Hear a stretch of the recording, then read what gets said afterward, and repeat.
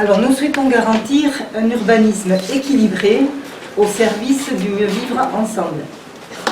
C'est construire Lourdes demain en développant une ville dynamique où l'urbain est mis au service de l'humain. C'est placer l'habitant et l'usager au cœur du développement durable. Pour un mieux vivre ensemble, nous favoriserons la mise en accessibilité aux bâtiments publics, au commerce et en rendant accessibles les trottoirs aux personnes à mobilité réduite. Lourdes doit s'engager davantage dans une démarche volontariste d'accompagnement des personnes en situation de handicap afin de définir les actions prioritaires à conduire. Nous nous sommes engagés et signerons certaines chartes comme celle portée par l'ADAPI. Il est également important de penser au bien-être, au travail des agents et des socioprofessionnels, notamment repenser les parkings pour les saisonniers avec une politique tarifaire adaptée, ou mieux adaptée. La police municipale sera plus impliquée dans la gestion des incivilités et sur la question de la sécurité urbaine. Nous remplacerons progressivement les véhicules municipaux par des véhicules à énergie propre. Nous créerons ou nous réhabiliterons les points d'eau. Nous avons beaucoup de fontaines à Lourdes et donc nous penserons aussi à nos animaux de compagnie. Nous mettrons en place des aires de détente avec des installations de bancs publics, d'espaces verts.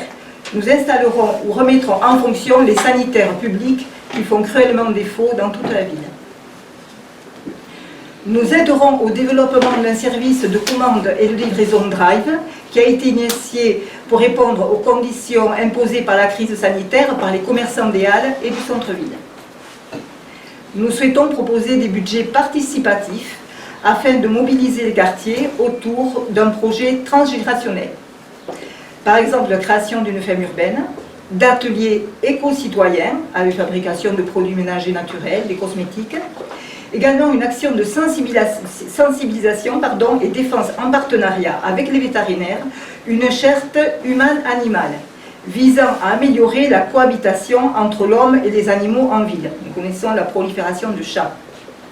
Également mieux se connaître autour de projets transculturels avec des ateliers cuisine autour des différentes cultures, de la musique, des expositions photos, etc. Lourdes sera une ville amie des aînés et ville amie des enfants. Ce sont deux labels qui sont portés par l'UNESCO. Se rencontrer pour bien vivre ensemble dans une dynamique collective par des animations musicales et dansantes avec des actions de quartier, mais également sportives encadrées par un éducateur spécialisé. La participation est un moteur de citoyenneté et d'éducation au développement durable.